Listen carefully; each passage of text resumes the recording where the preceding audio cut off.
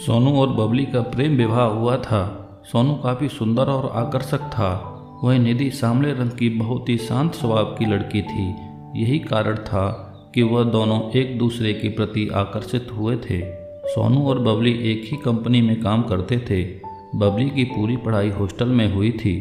पहले तो सोनू के परिवार वाले ने बबली को पसंद नहीं किया था, फिर बेटे की पसंद के आगे उन्होंने कुछ नहीं बोला। शादी का पहला दिन था। बबली अपनी ससुराल आ गई थी। बहू की मुंह दिखाई की रस्म चल रही थी। हर कोई नई बहू के सांवले रंग को लेकर आपस में कानाफूसी कर रहे थे। सत्तू बुआ ने तो हद ही कर दी थी। वह बोल रही थी, जरूर सोनू को इसी ने फंसाया होगा, वरना कहाँ हमारा सोनू और कहाँ ये सब बातें सोनू की बहन और मम्मी सुन रही थीं और वह रिश्तेदारों के बीच कुछ बोलना नहीं चाहती थी। बबली की ननद को यह सब सुनकर अच्छा नहीं लग रहा था। उसने अपनी माँ को कोने में बुलाया और बोला, माँ आप क्यों नहीं कुछ बोल रही हो?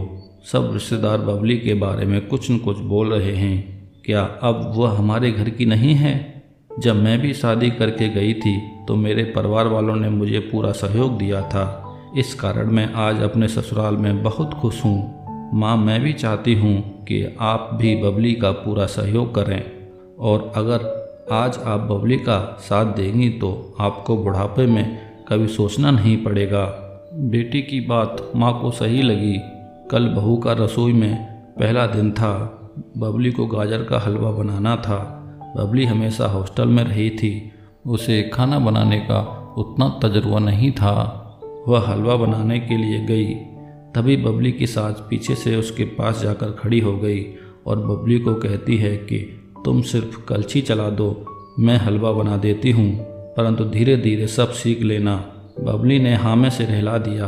फिर सास बहू दोनों ने हंसते हुए हलवा बनाकर तैयार किया। सभी रिश्तेदार हलवा खाकर काफ़ी खुश हुए। तभी सत्तू बुआ बबली की सास से बोली, सच बताओ हलवा तूने ही बनाया है ना? तेरी बहू को तो खाना बनाना भी नहीं आता।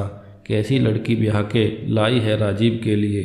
इस बार बबली की सास को थोड़ा गुस्सा आ गया तो बोले, दीदी पहले वाला ज़माना नहीं रहा। रंग रूप का कोई अब बात नहीं रही।